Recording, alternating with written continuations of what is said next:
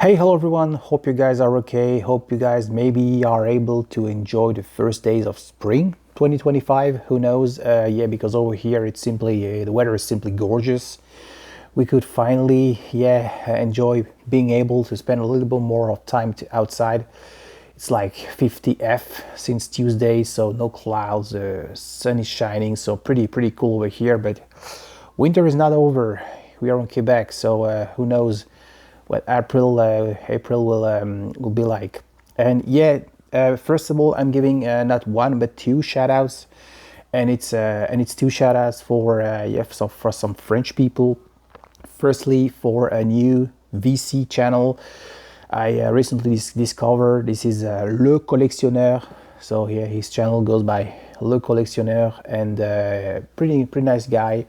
Very nice, eclectic taste for music in general. Very knowledgeable, from what I gather. So he made, earlier this week he posted his very first VC related video on his new channel. So tackling the tag topic. Yeah. So welcome on board, Mr. Le Collectionneur. So I know you guys out there. So yeah, I do have some French speaking or people who can speak French among my community. So really interesting. Yeah, was really surprised, not surprised, but yeah, surprised in a good way that this guy talks about some greatest stuff. I think as we all do, yeah, having some maybe some taste for jazz rock, punk rock, stuff like that. Talking about Australian stuff as well. So welcome on board, as I said. And the second one is to express my support and to send you the most heartfelt encouragement to Alexandre Ouali. He's the manager of the store called Le Silence dans la rue. Le Silence de la Rue, yeah, not the same. And yeah, the thing is, it has been brought to my notice. This is a record store in Paris, in Firstable Street, so in the 11th district arrondissement. And yeah, it has the fire broke out in that store, and he involving, luckily, only property damages. But yeah, the guy, so the manager, I think it was at the time, he was pretty much alone on the store. He tried to save, so the material he had, and I think it has been injured, sent to hospital. Nothing too bad, I guess. But there is this article. I will try to link the article. I could find maybe only in French, So yeah, my support to this guy. Pinup already forwarded the hashtag. So yeah, Le Silence dans la Rue in Paris. So the vinyl community, we are supporting you. Hope you will be able to get back on track very soon. And so all our thoughts to you, man. And yeah, today's topic. I was thinking about doing something a little bit different. I think I do talk about that every once in a while whenever I host live stream. Hey, how about discovering treasures that I already have in the collection? So this is pretty much, sorry for the long introduction. So this is pretty much today's topic. I do have a stack of record I collected, I listened to, I gave a fair hearing.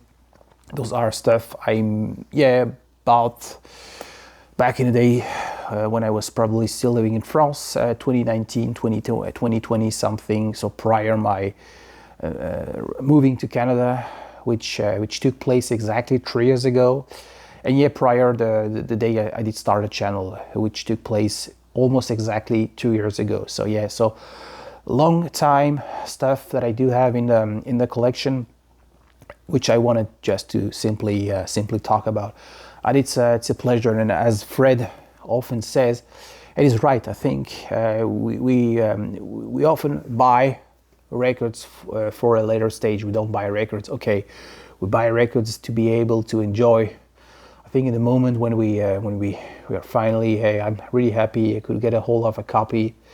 Which is okay, but it's not only for that purpose. I guess I buy records to be able to yeah, maybe to listen to those stuff 1 year, 2 years after. So yeah, without further ado, sorry for the long introduction. Let's start with with the first one of this record. And I recently watched a documentary, a reportage on the British television. I think there is this channel about music and stuff, and yeah, they were talking about Michael Bloomfield, you know, his career. And yeah, as you know, he was involved in a Paul Butterfield blues band, which was like very important in Chicago back in the day, as one of the first band, not folk, despite being on the Elektra label, you know, with Joe Boyd, you know, managing this. I think he played a major role, I think, the way Paul Butterfield blues band was signed on Elektra. But yeah, back on the topic, he left the band. He wanted to form in the Electric Flag in San Francisco with some amazing personnel, you know, Buddy Miles, Richie Havens, Paul Beaver, you know, Nick Gravenitz on vocals, I think, Mike Fonfara, you know, lots of. It's a great band, and this is like really the typical soul blues, you know, almost rhythm and blues. And I also already mentioned that record in a previous video. I did mention, and you know, I am taking into consideration, you know, the comments I get from you guys, and one of the, you know, the loyal guy who often comments on every my videos, pointed out to me when I was mentioning, you know, when I was linking with the Motown. He's saying it's not like Motown. For him was more like, you know, dirty gritty sound a la Stax, and mentioning the Street Noise album from 1969, which I will try to put a picture of, which was a very good example. So thanks for your feedback. This is what a community is all about, you know, the exchange, you know, your input matters, I think. I'm sure it matters. And so yeah, this is a copy I get probably, as I said, five or 6 years ago, something. I was in, it's a US press, released on the Columbia label. But yeah, a good friend of mine gave me this copy in 2019 something. So very nice. So yep, psych, late 60s psych rock, not fuzz guitar. So worth a detour. So this is the Electric Flag from 1968. The next one is interesting. I'm reading several books, you know, the revival of British folk music, and several other works, you know, about the folk back in the days. And yeah, the label, there were several labels, including, I was just mentioning Elektra, but we could also easily include the Island label in that selection, and another American label founded in 1950 by the Solomon Brothers in New York, and I'm mentioning the Vanguard label. And Vanguard label, as you know, has lots of very important folk artists back in the days, including John Baez, her sister, which was playing, you know, with a duo, like it was like, yeah, Mimi and Richie Farina.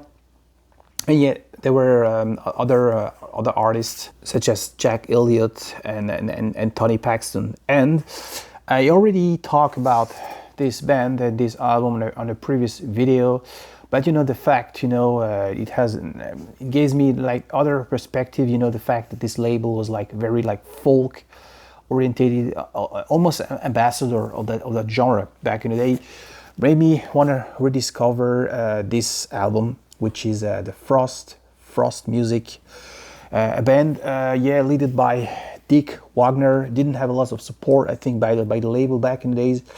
Even though Dick Wagner managed to do a decent career, he played, I think, with Peter Gabriel on Peter Gabriel's debut album. So yeah, this is the psychedelic acid folk in a way. So and it's really to me, when I listen to the side one, it has more, yeah, this country folk-ish stuff with psych element, I have to confess. But on side two, it's more like, reminds me a bit of Grand Funk Railroad, not that hard, not that, with that ultra amplification and singing abilities are different in a way, but same era, same period, the early 70s. So the Frost, really nice rediscoveries. So if you never heard of that band, I will maybe encourage you to check it out. I have another album, I think.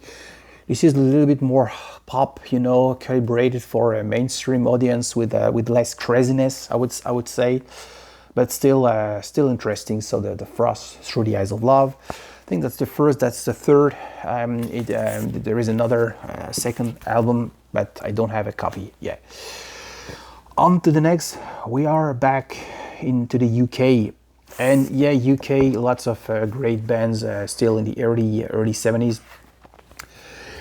This is an album I probably had bought maybe 5 or 6 years ago, and they were like famous. They didn't manage to do a great career, but when you just by looking at the title, Black Widow, Sacrifice, Come to the Sabbath, they were like making use of the satanic and occult imagery on stage. So you could expect some stuff a la Black Sabbath, early Atomic Rooster, but not. It's not that.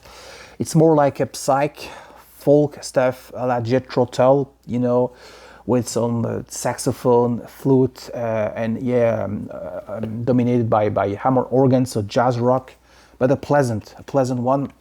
This copy I got is a reissue by Akarma. It's not an OG, but who cares? So simply interesting if you like this kind of genre. So you don't have to expect something a la Black Sabbath at all. You will be disappointed. And I think they were not. It was like maybe a bad idea, to capitalize on this marketing idea about this, as I said, satanic occult imagery while doing such kind of music, while at the same time Black Sabbath were like skyrocketing with their with a much more powerful image message. So my opinion, but still interesting. Black Widow, Sacrifice, and this is an album released in 1970. The next one is a classic album I may have overlooked throughout the years, and the reason, I have no reason, but this is a box set. My dad bought this box set. This very box set in the 70s. As I often mention, I grew up with the band Rush, so the box set contains their second and third album, and he paid a fortune. I think he mail order or he ordered that special. The sticker import. It's not a Canadian press. As I often mention, my father, he was lucky, could take a trip to Canada back in the day in '79. Got to see Rush live in '79 in Hamilton, Ontario, which is very close to Toronto. And he's had a soft spot. Brought back a couple of records from Canada to France. And he tried to source us locally other stuff. And this is the one he bought back in the day, as I said. So I know every nook and cranny of this one, Fly By Night as well. I had overlooked the Carrots of Steel album I don't know even why, but I recently made a video on my German-speaking channel, Klangwellen im Orbit. That's the name of my channel, about Rush. My feeling about this band, and I got to listen to all these albums again, which I haven't in a while. And I was surprised because I knew about, especially Lakeside Park song, which is really the moment when, Neil Peart joined the band right after the first album. John Rutsey left the band. They hired Neil Peart for Fly By Night. And he was a guy who liked to read some books. We had some abilities for writing stuff. So they gave him lots of freedom, and this is what he did back in the day. So Lakeside Park. This is a autobiographical song. He comes from St. Catharines, not Toronto, St. Catharines, which is on Niagara Peninsula, and Lakeside Park is a place where I actually been to the first time I went to Canada. It's like Ontario, not far from the Niagara Falls, and I think they already had their sound back in the day. There are not lots of differences when you compare to the next one, which will be 2112, one of my absolute favorite album by Rush. But it's still interesting, to rediscover this one, because okay, it's not like it's not like there is a strong concept as 2112, but as I said, they already had their sound, their writing capabilities, vocal is some like, some don't. Get Lee, I like, but I grew up with that band, as I said. So I rediscovered Caress of Steel, and it's it was a good rediscovery as well. So as I said, so you won't have to. I don't have a single album. It's like, as I said, a box set with all these 3 albums. Rush. And as for the next one, we are back a little bit earlier in the late 60s in the US with a band I really like. The first album, Climbing, I know every looking currently this hard rock band, typical late 60s hard rock from the 60s, with Felix Pappalardi leading the band, incredible. This is the second one, Nantucket Sleigh Ride. And it is hard rock. It is the typical, with the organ, with that very bluesy voice of Corky Lane, I think. Don't even remember the name. How bad am I? Yeah, and on this album, the title track, Nantucket Sleigh Ride, it's something really different from that really. A Mississippi Woman, not Mississippi Woman, Mississippi Queen, the iconic song on the Climbing album. Nantucket Sleigh Ride is something like very spacey, very trippy song in a way. So and the rest is pretty much hard rock, but really worth the tour. So I had overlooked this album for I don't know what the reason, but I was really happy to rediscover a couple of days ago, and to give it a fair hearing. Leslie West on guitar, exactly. Leslie West, Felix Pappalardi, Corky Lane, Steve Knight. What a great band. The next one, we are going to France. And there is a connection with Mountain. This is a band called Triangle. One of these bands, they emerge after the events of May '68. The events of May '68 in Paris, when the students, there were these riots. You remember. Street Fighting Man from the Stones was about that, because they witnessed what happened, the Stones, when they were in Paris. So Triangle was one of these bands, emerged, as I said, from that movement, or from that simply a period of everything was like possible, where the young people took the lead in the society, in the French society. First album, I was a massive fan of their second, which is really prog psych from France. They sing most of the song in French on that one, but on this debut, they get a little support of a guy called Cameron Watson, who wrote the lyrics. So most of the songs are sung in English. So it has this this prog psych rock, but it has these oriental touches, jazz rock as well. Reminds me a bit of Mountain, as I said. So debut album from the band Triangle, really nice. If you never heard of that, maybe check it out. And finally, as I said, rediscovering stuff, because I bought. I went to Den Bosch, as I said, November, and this is the record I bought last November in Den Bosch, a band I had overlooked. I don't know what the reason, but that's life probably. Was maybe attracted by other stuff. So this is this folk, jazz folk hybrid stuff from the band Traffic, Stevie Winwood. And the fact that I bought this one in November made me rediscover an album I already had in my collection, and probably one of the very first LP I bought when I started to buy some vinyl records again. And I'm talking about this one. I'm talking about the debut album from Traffic. This simply beautiful. This is what I could call one of my favorite UK. When it comes to the psychedelia late 60s from the UK, I would definitely mention this one.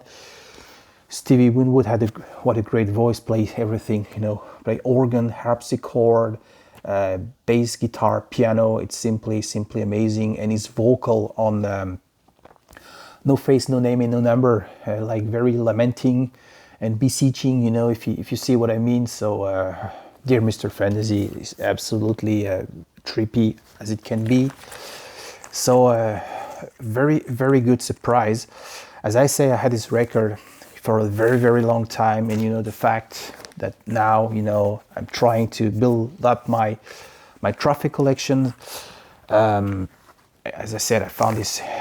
No, that's the one I found actually in Den Bosch. That's the one. It made me want to rediscover. I think There Is No Bad Album, and I have a friend in the VC. Hi, Fred. I think he often mentioned this band as one of his favorite English rock band from the 70s, and I can understand. So this is it. Hope you like it. Thanks for watching, and stay tuned for next chapter. Bye bye.